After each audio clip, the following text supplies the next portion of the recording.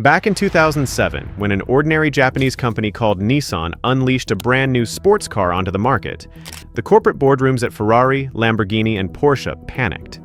They never could have imagined that a car costing less than half the price of their elite supercars would completely humiliate them on the track. A machine so ruthless that it could easily trouble $1 million Bugatti Veyron on a straight drag strip.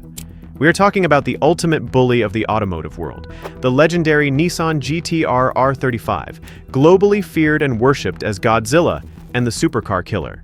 But guys, after hunting down exotic supercars for a staggering 18 years, Nissan rolled the final production unit off the factory floor in August 2025, discontinuing the model forever. This devastating news left the entire JDM and car community in absolute tears. However, breaking news just dropped straight from the automotive headlines that has sent shockwaves through the industry. Nissan's top executives officially confirmed that the upcoming R36 GT-R will not be a silent, boring electric vehicle. The combustion engine is officially coming back. Is Godzilla returning in an even deadlier avatar?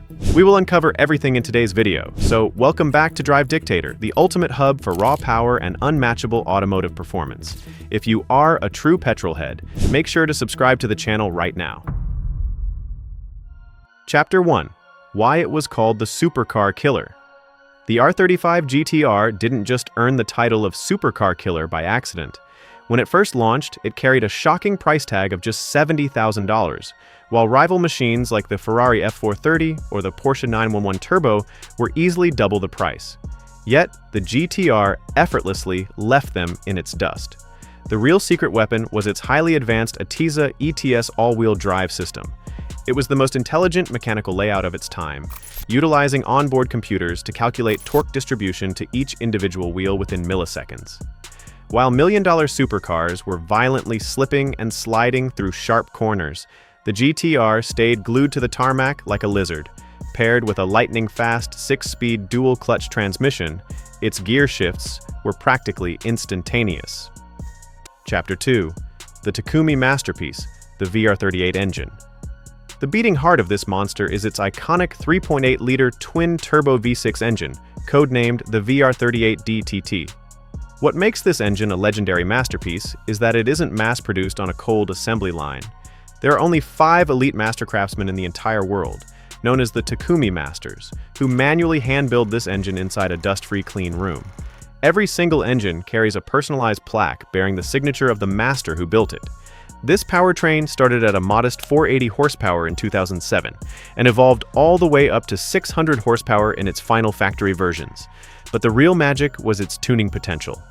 Aftermarket car tuners have routinely pushed this exact engine block to a mind-blowing 1,500 to 2,000 horsepower, enough to completely vaporize any modern hypercar. Chapter 3. The devastating performance.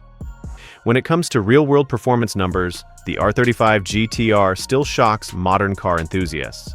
Its launch control system was so violently aggressive that this heavy Grand Tourer could rocket from 0 to 60 mph in just 2.7 seconds, pushing all the way to a top speed of 205 miles per hour.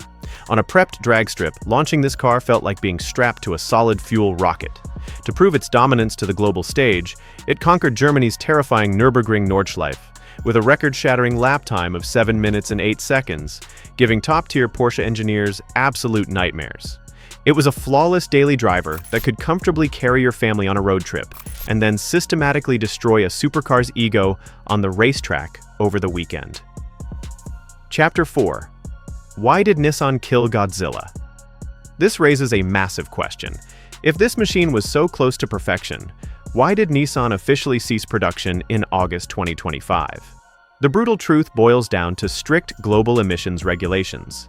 The underlying R35 platform was nearly 2 decades old, and its legendary engine simply could no longer keep up with modern international environmental laws. Furthermore, as the world transitioned toward complex hybrid and full EV setups, stretching the 2007 mechanical framework any further became impossible.